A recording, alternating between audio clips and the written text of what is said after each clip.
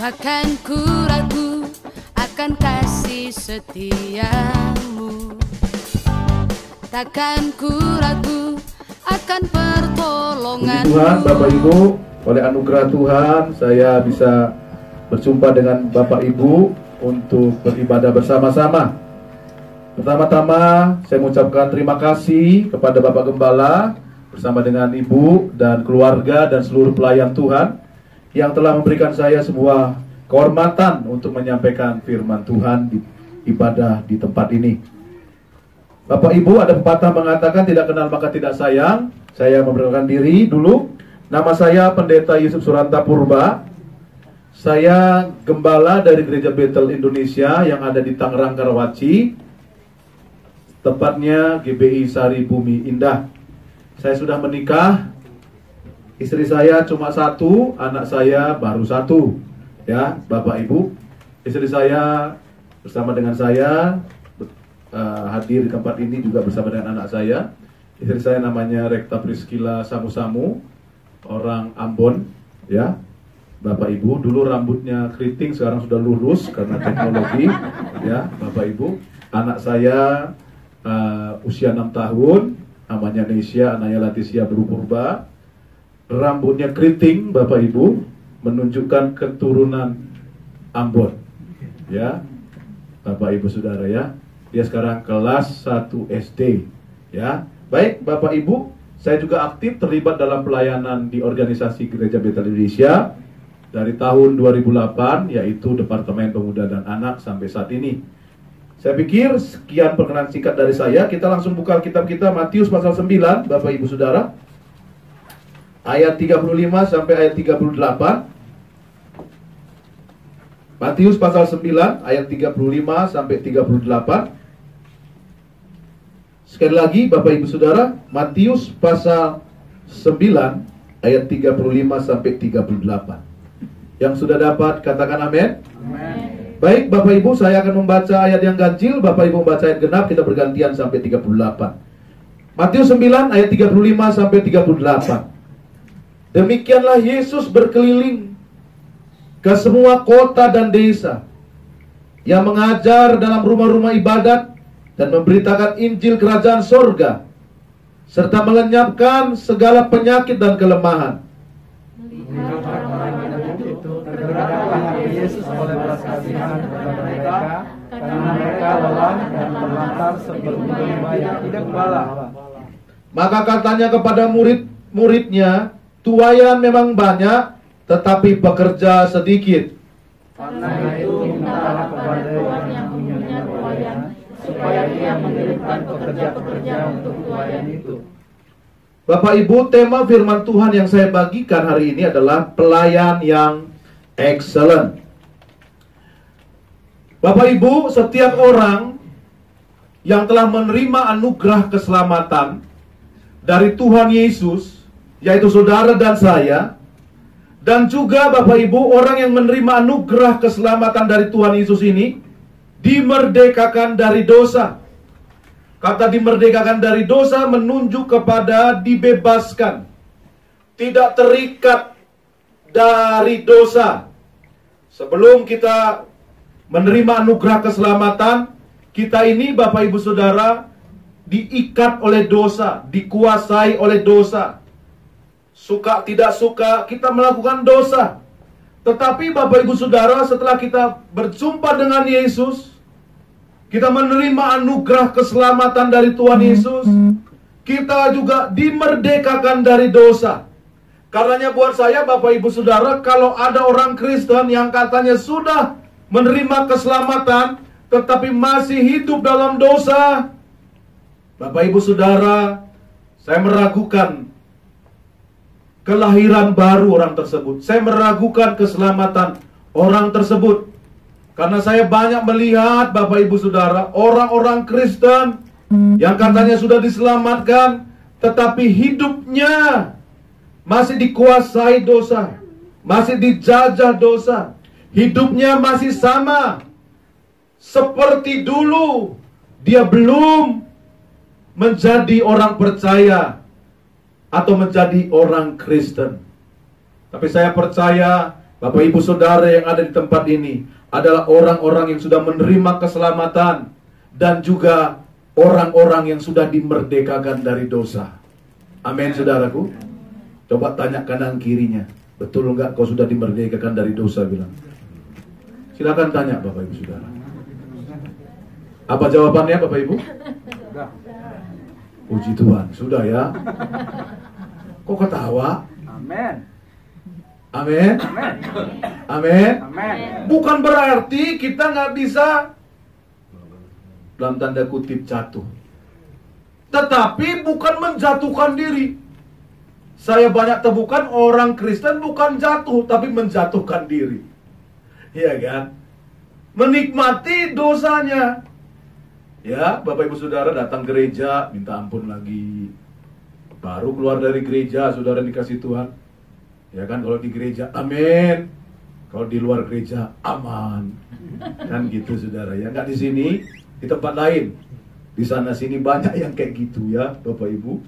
Nah, Bapak Ibu Saudara, Tuhan juga mau kita yang menerima anugerah keselamatan ini, yang dimerdekakan dari dosa, memakai anugerah keselamatan itu sebagai kesempatan untuk hidup melayani seorang akan yang lain dalam kasih.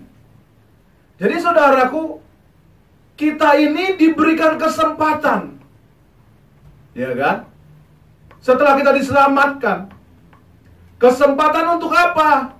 Bukan kesempatan untuk berbuat dosa lagi, tetapi kesempatan untuk melayani, saudaraku. Melayani seorang akan yang lain. Galatia pasal 5 ayat 13. Nah saudara, kata pelayanan dalam bahasa Yunani itu ditulis dengan kata diakos. Diakos artinya melayani, saudara dikasih Tuhan. Ya kan? Dan saudaraku, dari kata diakos ini muncul kata diaken. Ya. Pasti saudara pernah dengar atau sering dengar ya kata diaken. Nah, diaken saudaraku arti sederhananya itu adalah pelayan atau hamba. Jadi saudara dikasih Tuhan. Kita ini saudaraku diselamatkan Tuhan, dimerdekakan dari dosa. Tuhan mau saudara dikasih Tuhan, kita diakos. Kita melayani, saudara, melayani pekerjaan Tuhan dengan seluruh potensi yang Tuhan berikan, dengan seluruh kemampuan yang Tuhan berikan, dengan seluruh apapun yang ada dalam hidup kita, saudaraku. Tuhan mau kita diakos, melayani, saudara dikasih Tuhan.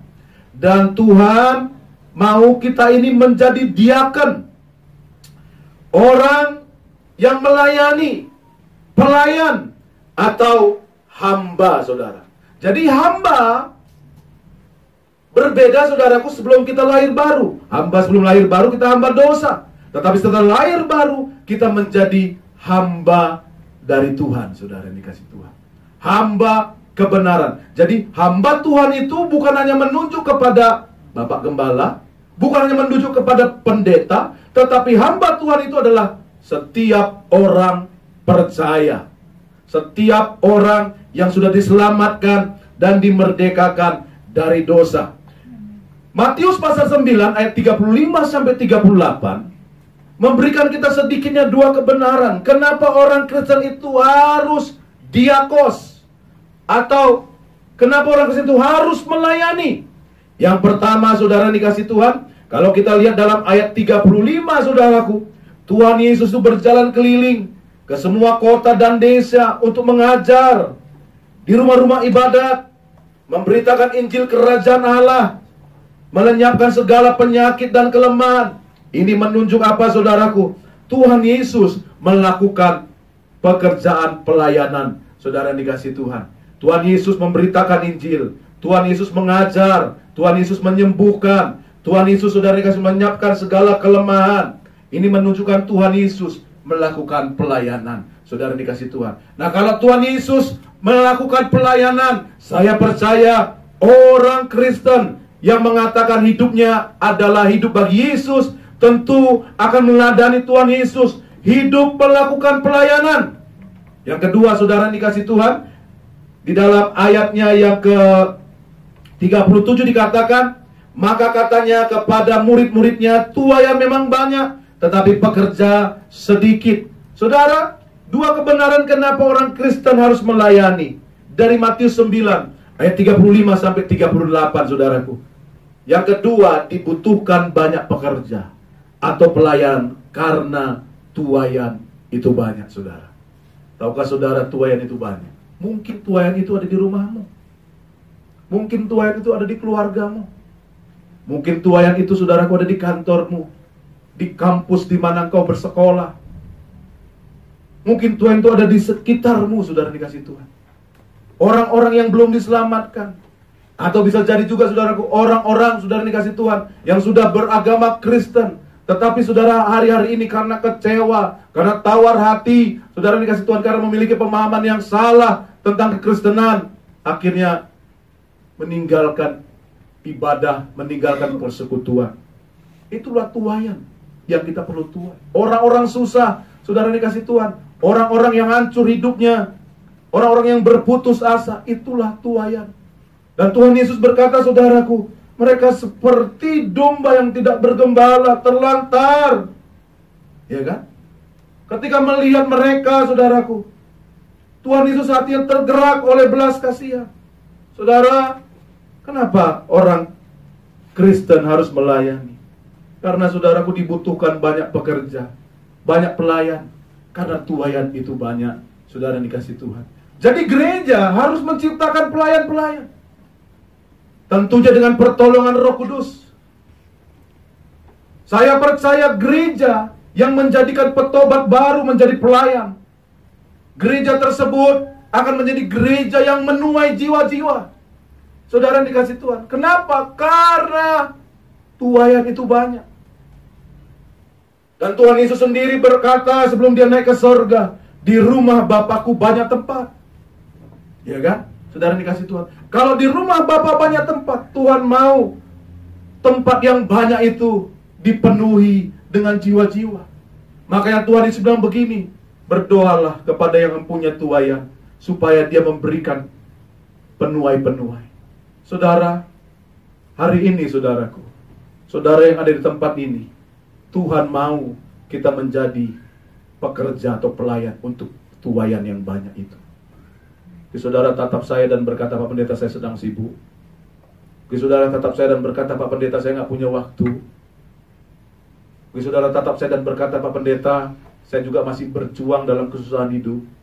Saya yakinkan saudara bahwa orang-orang dipanggil Tuhan bukanlah orang-orang yang tidak punya pekerjaan. Orang yang dipanggil Tuhan adalah orang-orang, saudaraku, yang punya pekerjaan, tetapi mereka berkata ya kepada Tuhan, kepada panggilan Tuhan. Orang-orang yang dipanggil Tuhan bukan orang-orang yang tidak punya masalah, tapi mereka yang berkata di tengah masalah mereka, ya kepada panggilan Tuhan. Kenapa, saudaraku? Tuaian itu banyak. Kalau saya pelajarin dalam Alkitab, saudaraku, alasan lain kenapa orang harus melayani, saudara dikasih Tuhan menurut Alkitab. Yang pertama, kita diselamatkan untuk melayani. Jadi Tuhan, saudaraku, menyelamatkan kita. Bukan hanya sekedar supaya kita selamat dan mati masuk surga, tetapi Tuhan menyelamatkan kita supaya kita, saudaraku, melayani Tuhan dan sesama kita. Yang berikutnya, saudaraku, kenapa orang Kristen harus melayani? Kita diberi karunia untuk melayani. Tahukah saudara, setiap saudara dan saya itu punya karunia pemberian yang datangnya dari Tuhan. Karunia-karunia itu, saudaraku, kita harus pergunakan untuk melayani pekerjaan Tuhan, melayani Tuhan dan sesama kita. Mungkin ada di antara kita diberi karunia untuk apa, saudaraku? Untuk mengajar, gunakan. Mungkin ada di antara kita, saudaraku, diberi Tuhan karunia untuk apa? Menjadi seorang pemuji, kita gunakan. Mungkin ada di antara kita, saudara, ngomong susah, nyanyi susah, tapi kita punya, saudara dikasih Tuhan kemampuan atau kekuatan yang Tuhan katakan dalam Alkitab untuk memperoleh kekayaan. Kita gunakan Saudaraku, kekayaan yang Tuhan berikan kepada kita, kemampuan yang Tuhan berikan kepada kita untuk memperoleh kekayaan itu. Untuk apa? Untuk melayani Tuhan. Saudara yang dikasih Tuhan. Karena kita diberi karunia, bukan untuk kepentingan diri kita sendiri. Roma pasalnya yang ke-11 ayat 36 berkata, saudaraku, segala sesuatu dari Dia, oleh Dia, dan saudara yang dikasih Tuhan, untuk Dia. Saudara yang dikasih Tuhan. Jadi jangan pernah saudara berpikir bahwa segala sesuatu yang ada dalam diri kita itu hanya untuk diri kita sendiri. Dan saudara dikasih Tuhan, alasan lain kenapa orang Kristen harus melayani. Kita diperintahkan untuk melayani. Tuhan Yesus berkata, aku datang bukan untuk dilayani, tetapi aku datang untuk melayani. Saudara dikasih Tuhan. Banyak di antara kita, saudara dikasih Tuhan, suka untuk dilayani. Tetapi Tuhan mau, saudaraku, kita melayani. Saudara dikasih Tuhan. Kita dipanggil Tuhan untuk melayani. Sama seperti Tuhan datang bukan untuk dilayani, tetapi untuk melayani. Tuhan mau, saudara dikasih Tuhan, kita ini melayani. Saudaraku, sama seperti Dia datang bukan untuk dilayani, tetapi untuk melayani. Saudara juga harusnya sama, ada untuk melayani, karena kita diperintahkan untuk melayani. Nah, saudara dikasih Tuhan, untuk melayani, saudaraku, dibutuhkan sebuah sikap. Bukan hanya sekedar melayani, ya kan? Karena saya temukan banyak orang Kristen, saudaraku, hanya sekedar melayani. Buat saya, saudara dikasih Tuhan, kita harus sadar, kita bekerja saja, saudara dikasih Tuhan, kita harus memiliki sikap, saudaraku, tentunya sikap yang baik. Tetapi saudara dikasih Tuhan, saya banyak temukan orang Kristen melayani, sikapnya asal-asalan, sikapnya seenaknya, semaunya, saudaraku, sekehendaknya, seenaknya aja. Nah, di sini tempat lain ya, saudara, tempat lain banyak yang begitu, ya kan, saudaraku, melayani suka-sukanya. Disuruh datang jam 10, dia datang jam 10.15, ya kan, saudaraku. Disuruh ikut doa, saudara dikasih Tuhan, dia bilang, saya doa di rumah setiap hari Pak Pendeta, katanya. Padahal beda doa di rumah sama doa bersama, saudara dikasih Tuhan, ya kan. Saudara dikasih Tuhan, dibilang sama koordinator ibadah, ya nanti ibadahnya kita pakai baju kemeja warna biru ya, celana jeans boleh. Dia datang, saudara dikasih Tuhan, pakai kemeja warna merah sendiri. Ya kan? Gitu kan, saudara. Nggak mau ikut aturan, semau-maunya, saudaraku. Nah, saudaraku, sikap seorang pelayan itu, saudaraku, kalau kita lihat Matius 9 ayat 35, saudaraku, Yesus berjalan keliling ke semua kota dan desa. Saya garis bawahi kata ke semua kota dan desa. Ini menunjukkan, saudara dikasih Tuhan, satu sikap yang Yesus miliki, yaitu sikap yang excellent, saudara dikasih Tuhan. Sikap excellent, saudara dikasih Tuhan. Seorang pelayan Tuhan harus memiliki sikap yang excellent. Harus memiliki sikap di atas rata-rata. Harus memiliki sikap perfect, saudaraku. Saudara, kalau kita kerja, kita punya atasan, saudara. Atasan kita itu ingin punya karyawan yang apa, saudara? Miliki sikap excellent, ya kan? Dan kita, saudaraku, akan berusaha memiliki sikap excellent supaya apa? Saudara dikasih Tuhan. Minimal kalau ada PHK, kita nggak di PHK. Minimal, saudaraku, bos ada perhatian khusus kepada kita. Minimal, saudaraku, kita bisa mengalami promosi, ya kan? Kita memiliki sikap yang baik, lebih baik. Dan saya percaya, saudaraku, orang, saudara dikasih Tuhan, yang memiliki sikap yang lebih baik, ya, akan selalu mendapat perhatian khusus dari pimpinannya. Saudara, kadang kita berpikir melayani Tuhan itu, saudaraku, ya udah sekedar aja, ya kan? Saya udah sibuk di luar, gitu kan? Nah, saudara dikasih Tuhan, seharusnya kalau kita bekerja memiliki sikap baik untuk melayani Tuhan, harus lebih baik, harus lebih excellent, saudara dikasih Tuhan. Nah, saya akan sampaikan bentuk konkret dari sikap excellent. Yang pertama itu, melayani lebih dari yang diharapkan, saudara dikasih Tuhan. Melayani lebih dari yang diminta, saudara dikasih Tuhan. Kadang, saudara dikasih Tuhan, kita melayani, saudaraku, yang diminta saja, kita kadang susah melakukannya. Apalagi lebih dari yang diminta, lebih dari yang diharapkan. Tapi sikap seorang pelayan excellent itu, saudara, dia, saudaraku, melayani atau melakukan segala sesuatu lebih dari yang diharapkan. Saudara dikasih Tuhan, melakukan apa yang seharusnya dia kerjakan. Walaupun saudara dikasih Tuhan, kadang-kala dia tidak ingin melakukannya. Saudara dikasih Tuhan. Contoh dalam Alkitab, saudaraku, Ribka. Ketika saudaraku dia berjumpa dengan Eliezer, saudaraku, hamba dari Abraham, saudara dikasih Tuhan. Ketika Eliezer ini mencari istri buat Ishak, diperintahkan oleh Abraham, saudara dikasih Tuhan. Si Eliezer bilang begini, berikan aku minum dari buyungmu itu. Saudara, Ribka saudara dikasih Tuhan, nggak kenal siapa nih orang, ya kan? Minta minum. Dia kalau mau jujur, bisa aja dia nggak mau lakukan, saudaraku. Karena nggak ada kewajiban juga. Tapi Alkitab mencatat gini, dia beri minum, saudara dikasih Tuhan. Si Eliezer ini, ya kan, saudaraku. Dan setelah Eliezer ini selesai minum, saudara dikasih Tuhan, Ribka bilang begini, aku juga akan memberikan kepada onta-ontamu minuman, supaya onta-ontamu minum semua sampai puas. Saudara, Eliezer hanya minta apa? Minta dia yang diberi minum. Tetapi saudaraku, seorang Ribka memiliki sikap excellent. Dia memberi lebih daripada yang diharapkan. Dia memberi lebih daripada yang diminta, saudara dikasih Tuhan. Dan saudara dikasih Tuhan, sikap inilah saudaraku yang membuat Eliezer menangkap sebuah kebenaran dan datangnya dari Tuhan, bahwa Ribka yang dipersiapkan untuk menjadi istri dari seorang yang bernama Ishak, saudaraku, orang pilihan dari Tuhan, saudara. Ini yang kita harus miliki, saudara. Melayani lebih daripada yang diminta, saudara. Ya kan? Kalau misalkan kita diminta datang tepat waktu, kita lebih memberikan. Kita datang, saudara dikasih Tuhan lebih awal. Kita, saudaraku Tuhan, belajar, saudaraku dikasih Tuhan. Karena sikap ini adalah bentuk konkret dari seorang pelayan excellent, saudara dikasih Tuhan. Yang kedua, saudara dikasih Tuhan, bentuk konkret dari sikap seorang pelayan excellent, melayani yang didasari dari kasih. Saudara, Tuhan Yesus bisa berjalan keliling, saudara. Tentunya itu letih. Dan Alkitab selalu ada mencatat bahwa Yesus juga sebagai manusia 100% pada waktu itu mengalami keletihan.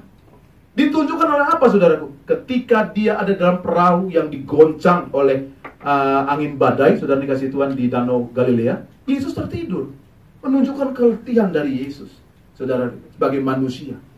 Ya, saudaraku, 100% manusia dan 100% Allah. Yesus mengalami keletihan, saudara dikasih Tuhan, ya kan? Tetapi tahukah saudara, keletihan Yesus tidak dihiraukan oleh Yesus, saudara dikasih Tuhan. Bahkan saudara dikasih Tuhan, Yesus memberi bukan hanya waktunya, tetapi nyawanya di atas kayu salib.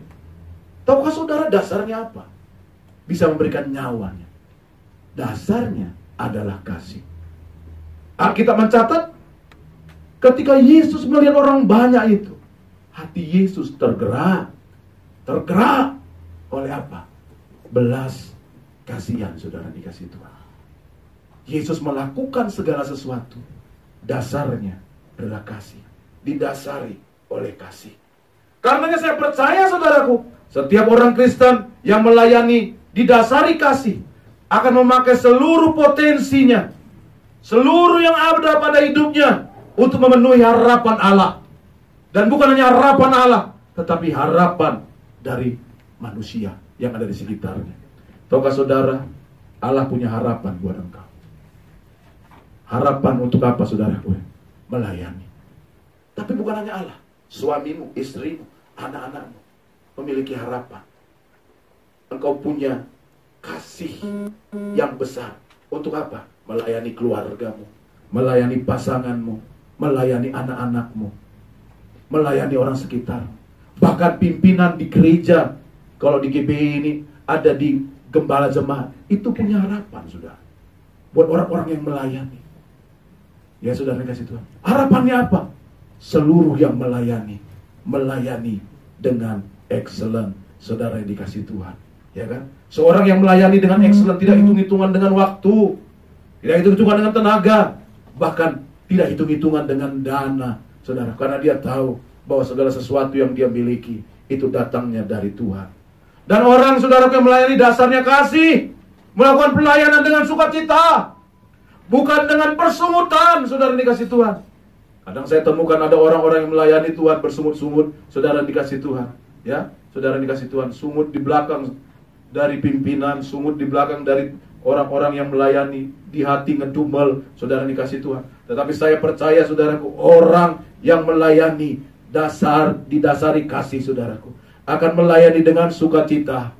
Apapun pelayanannya, saudara dikasih Tuhan. Saya, saudara dikasih Tuhan, mengawali pelayanan saya dari apa, saudara? Menyapu ngepel gereja, bersihin saudaraku toilet, itu awalnya. Nyuci mobil gembala, saudara dikasih Tuhan, itu awalnya.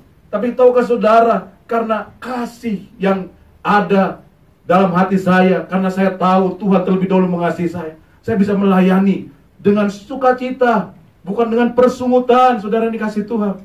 Dalam pelayanan pun, saudara dikasih Tuhan, ada kalanya saya mengalami hal-hal yang tidak enak, tapi saudara dikasih Tuhan, Tuhan selalu mengingatkan, orang yang melayani dasari kasih, saudaraku, akan terhindar dari yang namanya kekecewaan, akan terhindar dari namanya persungutan. Saya ingat betul, saudara dikasih Tuhan, waktu saya, saudara dikasih Tuhan, di asrama, saudara dikasih Tuhan, saya ada teman, ya saudaraku, seorang pengerja juga gitu kan. Saudara kalau sakit, saudaraku, ibu gembala selalu bilang, kamu sakit ya sudah, makan di rumah ya, gitu kan. Makan di rumah, nih tante masakin, ini buat kamu, gitu kan. Wah, saya, saudara dikasih Tuhan, senang juga ya kan, saudara dikasih Tuhan, punya ibu gembala baik gitu ya, saudaraku. Ini direkam ya, nggak apa-apa juga sih. Saudara dikasih Tuhan, suatu saat saya sakit, saudara.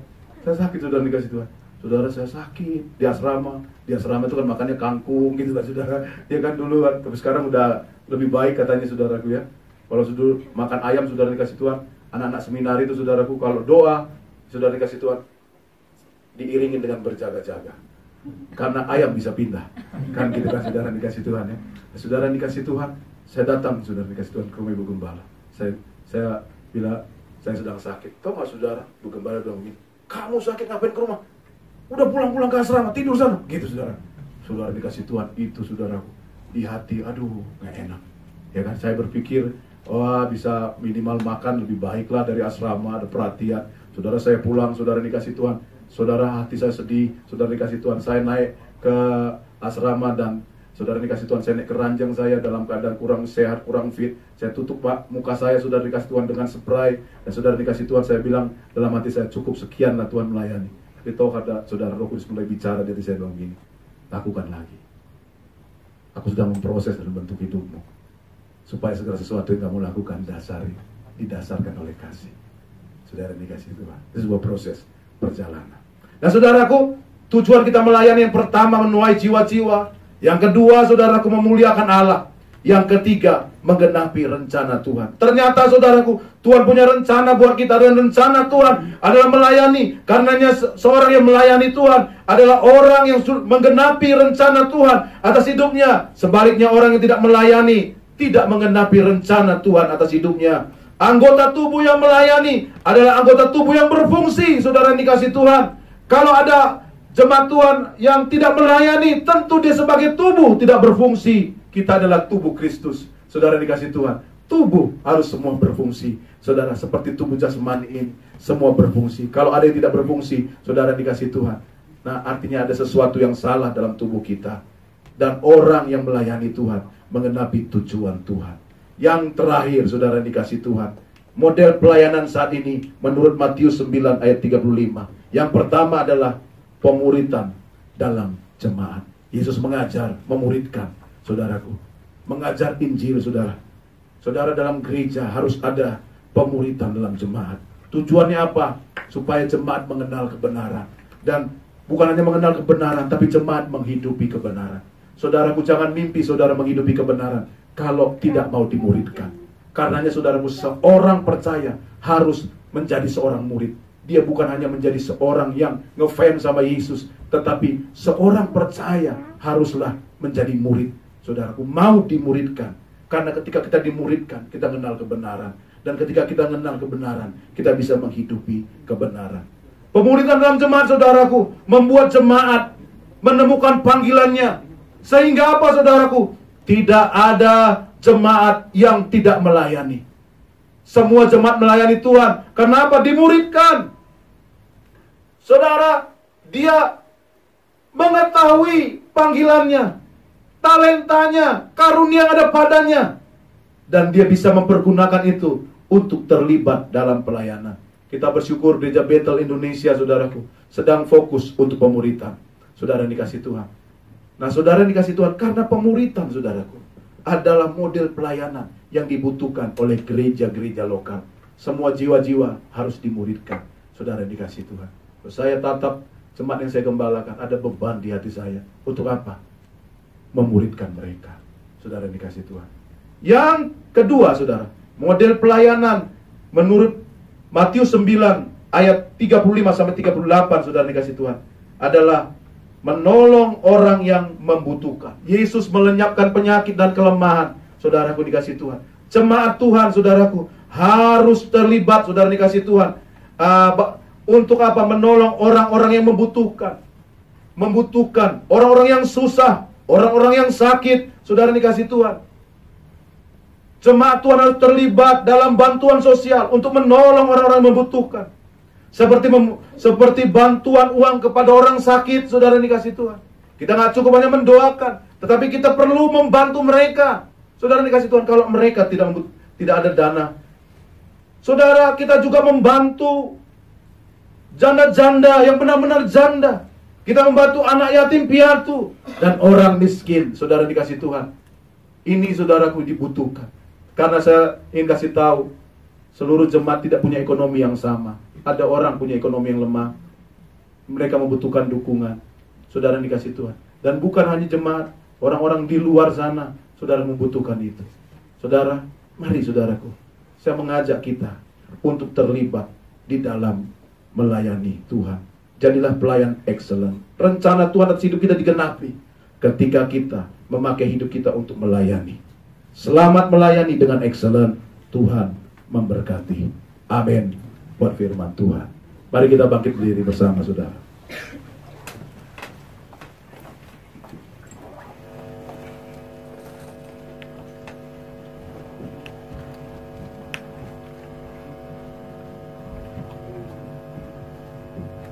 Kita angkat pujian, rapnya saja, bagimu Tuhan seluruh hidupku. Dan nanti saya akan tutup dalam doa.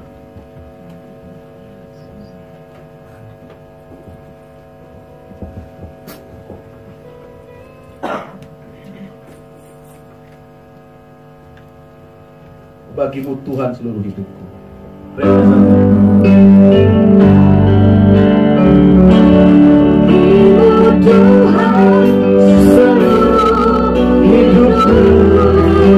hidupku. Adalah Tuhan bagi kemuliaan-Mu.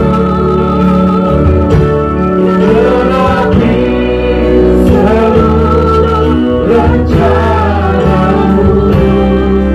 Sampai bumi penuh kemuliaan. Sekali lagi, bagimu Tuhan. Bagimu Tuhan seluruh hidupku. Adalah Tuhan bagi kemuliaan-Mu. Genapi seluruh rencana-Mu. Sampai bumi penuh kemuliaan-Mu. Saudara yang datang hari ini dan dengar firman Tuhan ini, kamu berkata, Tuhan, aku mau menjadi orang yang melayani Tuhan. Dan bukan hanya sekedar melayani, aku mau excellent, Tuhan. Menjadi doamu, saudara, torkan kananmu di dadamu. Saya mau berdoa saudara. Dan juga mungkin ada di antara saudara yang tidak melayani Tuhan, tidak terlibat dalam pekerjaan Tuhan. Saudara hanya jadi jemaat biasa yang datang dan pulang. Setelah itu saudara tidak terlibat dalam pelayanan. Hari ini dengan firman ini, saudara tahu bahwa Tuhan menyelamatkan saudara, memerdekakan saudara dari dosa, untuk saudara bisa melayani. Kalau hari ini kau mau ambil keputusan, Tuhan, aku mau melayani Tuhan, taruh tangan kananmu di dadamu. Saya mau berdoa bersaudara. Saudara yang taruh tangan kanan di dada, bolehkah kau angkat tangan kirimu tinggi-tinggi kepada Tuhan? Saya berdoa buat saudara. Bapa, aku berdoa bagi tangan-tangan yang terangkat kepadamu. Bapa, sebagai respon mereka terhadap firman-Mu, mereka mau melayani dengan excellent, dan mereka mengambil keputusan untuk melayani bagi yang belum melayani. Hamba berdoa, Roh Kudus berikan mereka kemampuan dan kekuatan melayani lebih dari yang diharapkan, melayani didasari dengan kasih, menolong, membantu pekerjaan Tuhan gereja lokal di mana mereka ada, sehingga tuayan bisa dituai bagi kemuliaan bagi nama Tuhan.